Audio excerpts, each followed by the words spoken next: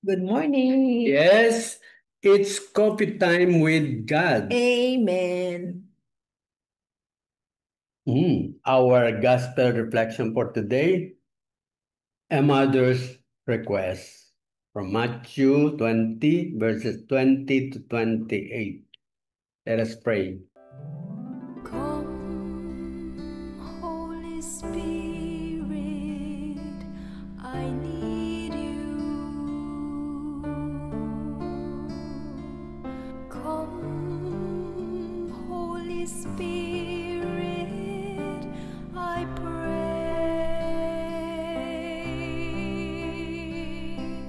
Come with your strength and your power. Come in your own special way. Come like a spring in the desert.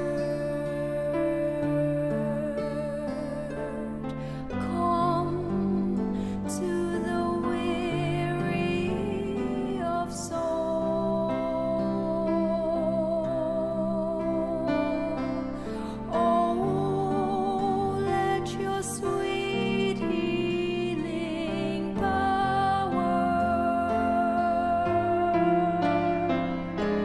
touch me and make me whole.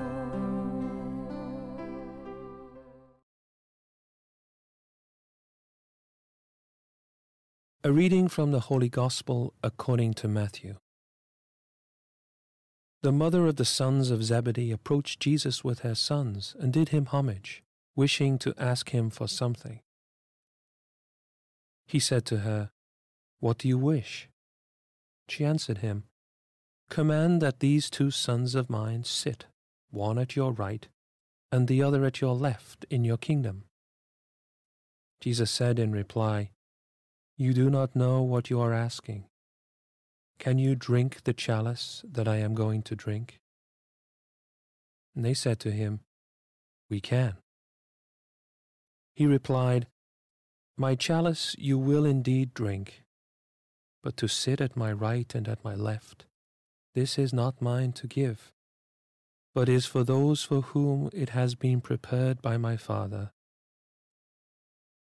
When the 10 heard this, they became indignant at the 2 brothers. But Jesus summoned them and said, "You know that the rulers of the Gentiles lord it over them, and the great ones make their authority over them felt. But it shall not be so among you. Rather, whoever wishes to be great among you shall be your servant. Whoever wishes to be first among you shall be your slave. Just so, the Son of Man did not come to be served, but to serve, and to give his life as a ransom for many." The Gospel of the Lord. To you, Lord Jesus Christ. Okay, ang nakita ko na gustong iparating ni Jesus dito, no, sa yung kanyang character ng Jesus. Yun yung character na hindi sa atin masyadong pinapansin. Una, sabi niya, I want you to be the last. Last, hindi first. Tapos sabi, whoever wishes to be great, o anong sinabi niya? Mas gusto ko, servant ka. Mm. Kung ikaw ay yung ikaw naman yung slave. Mm. Tapos di yun yung description niya, no? Pagkatapos ang tanong niya, so sino ang gusto sa inyong maging authority? Mm. Sabi, hello, Lord, paano may authority? Puro last ang gusto mo, ayaw mo manguna, gusto mo maging servant, paano kung maging authority? So dun pa lang, sa anong niyang yon, mag-iisip ka na. Ano yung sinasabi niya? Bakit niya yung sinabi?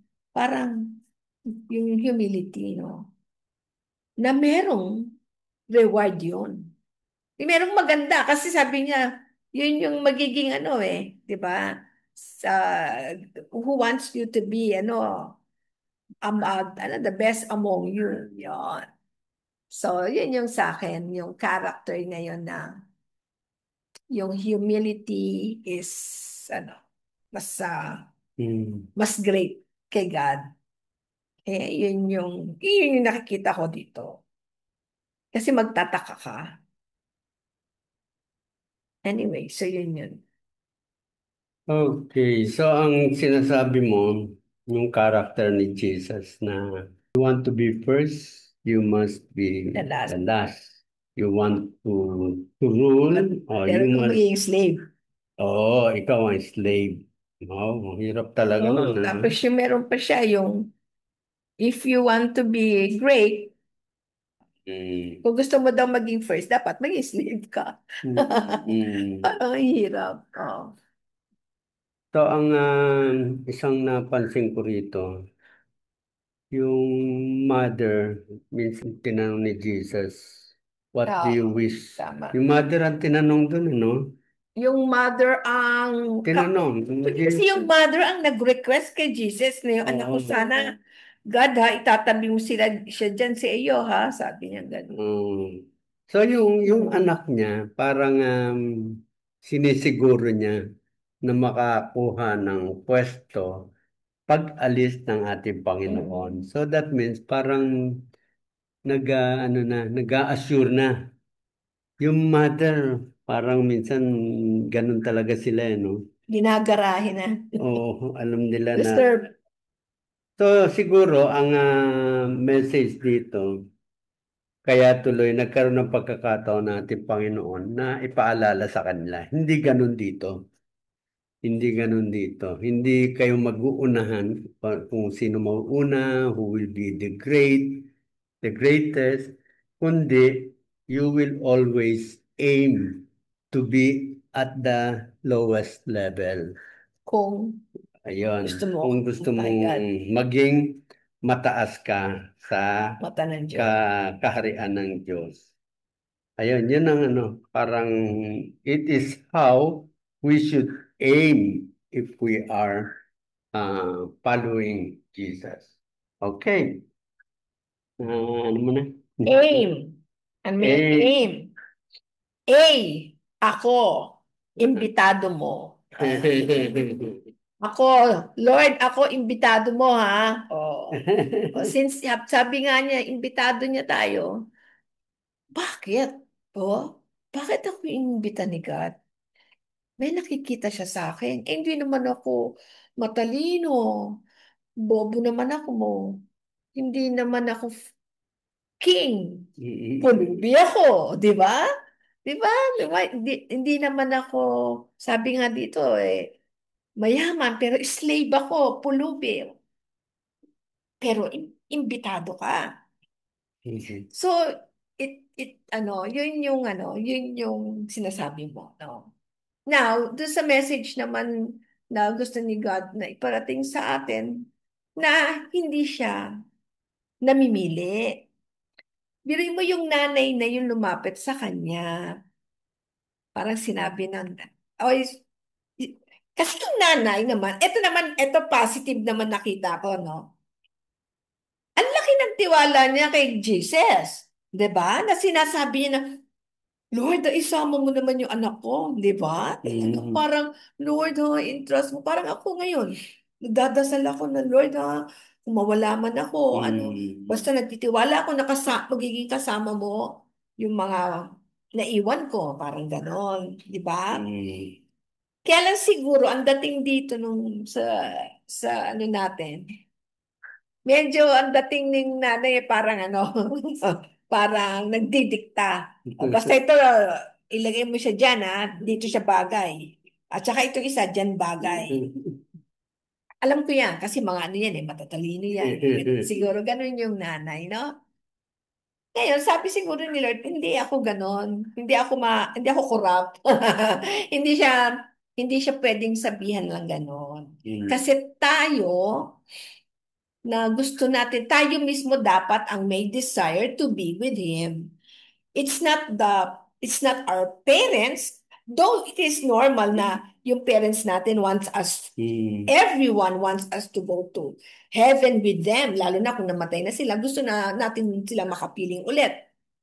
But still, kung ikaw mismo ay ayaw mo, hindi ka pa rin, at up to the last breath, hindi ka talaga nagtiwala kay God, hindi ka talaga makakapunta doon. Kasi meron tayong tinatawag na free will. At talagang decision mo talaga yan. Personally, hindi decision ng magulang mo. Yung magulang natin o yung mga kaibigan o kapatid na nagdadasal sa atin, it helps. Kasi gustong-gusto mo, nakakatulong bumibilis. Pero kung ayaw mo, kahit anong gawin nila, walang mangyayari sa'yo.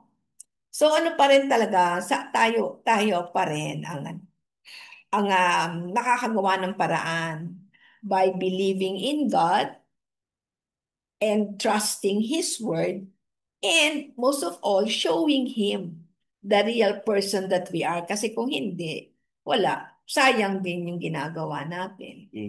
Amen. Ayun. So, ang character na ano rito, humility, diba? Yung parang pinagkakatiwala sa Diyos ang anuman na pwedeng maging gusto niya ibigay sa akin. So dito kasi parang pinakikita natin Panginoong Hesus na okay, pwede mong magawa yung you want to drink my cup, ibig sabihin sa supper for the gospel, magagawa ninyo yan. Pero ako man, wala akong authority para ipangako sa iyo yung ganitong pwesto sa langit, sa kingdom, sa kaharian ng Diyos.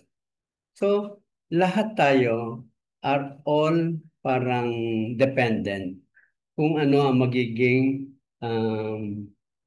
ang gustong ibigay sa atin ng ating Diyos Ama, kasama ng ating Panginoon. But ang ating Panginoong Jesus is given to us as a model. Siya yung ating nagiging batayan ng anumang mga virtues, ng anumang mga pag-iisip natin, ng anumang mga itinuturo natin. Si Jesus ang magiging batayan natin. Kaya naman, eto, kaparang itong ginagawa natin, yung gospel reflection. Paano ka magiging batayan if you do not know Jesus more? Kaya eto ginagawa natin because we want to know kung anong kanyang mga karakter, kung anong mga ambition niya. Isa lang ang kanyang tinitingnan. I just want to fulfill kung ano ang mission na pinagkaloob sa akin ng Diyos Ama. Amen. So, An example. example dito sa buhay natin. Ano ito eh, yung iba baka sabi na, ay, ayoko niyan kasi maano sila eh, may mga taong ambitious. Ha? Ay, hindi ko sinasabing masama. Di ba? Sabi mo pa nga, mag-dream ka eh, di ba? Kasi pag hindi ka nag-dream, parang hopeless ka na, ganyan. Hindi naman sinasabi ni Lord na huwag ka mag-dream. Mayroon siya, gusto ko sana malaking bahay ko. Oo, ako, naisip ko rin na sana ganito. Tapos nung tapos na, hindi ka magdodwell doon na parang hindi mo makuha, malulungkot ka na. Hindi ka na makamove on dahil hindi ka nakakuha ng kotse. Gusto mong kotse, ang nabili mo, tricycle. Hindi ka masaya. Hindi mo naisip na, aba, kaysa naman naglalakad ako, di may tricycle ako. 'Di ba? So, kayo ni sabi eh, simple. Sabi ni God, simple. Ngayon, yun na nga, sa dami ng example na natin, sa buhay natin yan, na naging namuhay lahat tayo ng simple. Pero paano nangyari yung pagmumuhay ng simple? kailangan ka munang hilain pababa. Kumbaga, sa hirap, ako sa sarili ko, yung career ko, wala. Yung physical, ano ko, wala. O, bagsak na ako doon, ha, kung babagsak ka. Tapos yung yung sa finances, tayo nung nag-asawa tayo, ikaw lang nagtatrabaho, hindi ka naging masaya totally doon sa trabaho mo. O, ang liit na nga ng sweldo, ikaw lang mag-isa, nag-retire ka pa ng maaga, ay di na wala tayong kita. Di ba? Marami kaming dapat ba, hindi naman utang, pero bayad sa renta. Actually, dito po sa aming story na to, I'm proud po na binigyan kami ng grasya ni God na kahit na sobrang dami na rin namin dapat bayadan. Ano. Actually, babayadan lang talaga natin yung sa bahay, yung bini naming bahay. Hindi po talaga kami umutang. Asin yung utang para mabayadan ang utang. Ewan ko talaga. Kaya alam mo, ngayon na-realize ko, pwede pala yun. Kaya kung kayo nandyan pa sa situation na yan, kaya ako sinasabing situation kasi test lang sa inyo yan eh. You will not be poor all your life if you trust God, ha. Ngayon, huwag kang mawala ng pag-asa kasi magiging testimony mo yan. Balang araw. And makikita mo na, wow, tama pala si God. Mas magandang maging humble ka. Mas maganda yung tahimik ka lang. But the more you are able to proclaim, no, kasi lalong nakikita sa iyo ang mukha ng Diyos kasi hindi kaya yung mayabang, hindi kaya yung ano, 'di ba? So ako yun yung sa akin na parang nakikita ko talaga na ang gandang sundin dito Yeah. sa gospel night. Okay, so good morning and ano yun?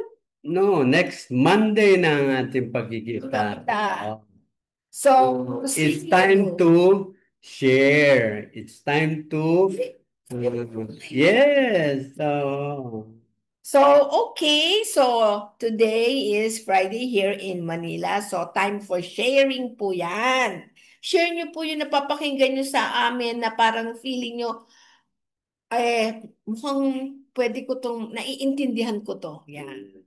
Kasi minsan, si God nagsasalita sa atin, parang wala. Pero pag may naramdaman tayo, talagang pakinggan natin. Okay. Amen. See you Yeah. on Monday. Yeah. Here in Coffee Time with God. God. Amen.